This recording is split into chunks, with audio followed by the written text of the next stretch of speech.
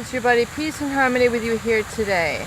What happens when you get into a standoff with a narcissist, a psychopath, or a borderline disordered person, where you're in a conflict consciousness with them, you're going toe to toe, you're going belly to belly, it's you against them, and you've essentially just exposed them, and you're really kind of at that breaking point where you're determining where the relationship is going to go.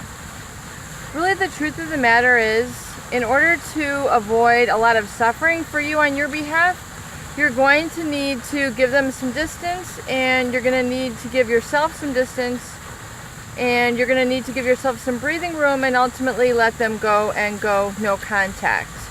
Why is that? Because if you try to compare with them, try to meet them in the middle with conflict, you're really only going to tear yourself apart. You're going to wear yourself down.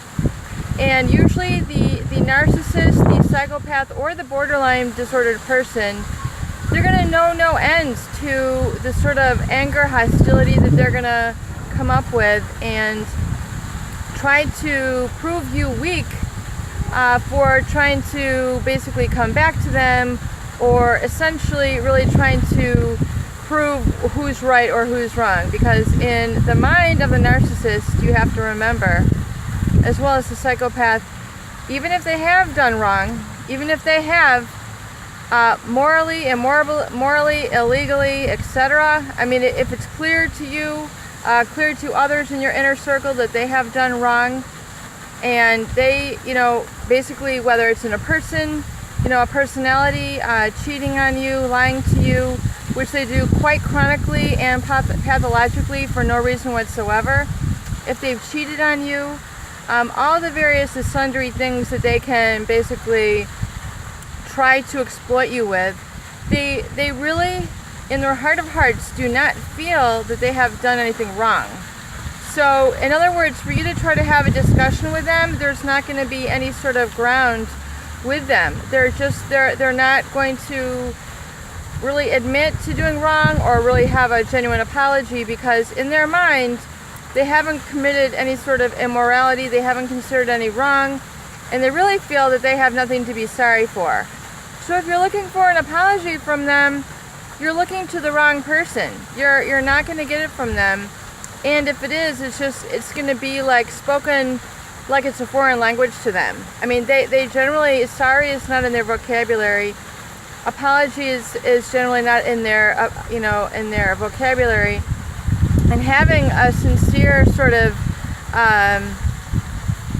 humbleness or humility about them, and where they realize that they had done something wrong, and then in that realization come as a way to maybe change their ways, treat people differently, act a little bit more courteously, make these changes up, you're not going to see a change. In fact, these people are extremely resistant to change, more so than your average Joe, your average Jane.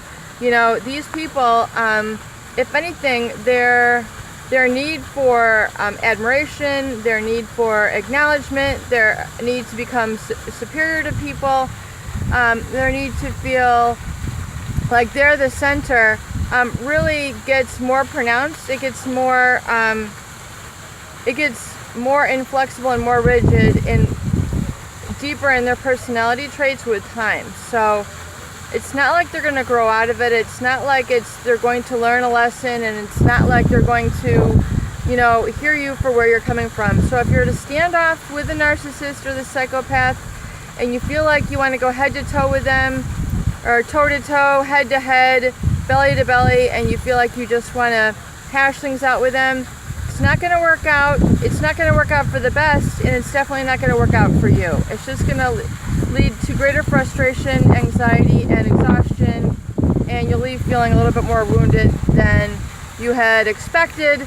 So basically, bottom line, with the narcissist and personality disordered, the psychopath, you just have to go no contact. No matter how much you feel you have to prove to them, no matter how much you wish you could save the relationship, there's no changing these people. There's no learning of lessons. There's no, shaking hands on the matter.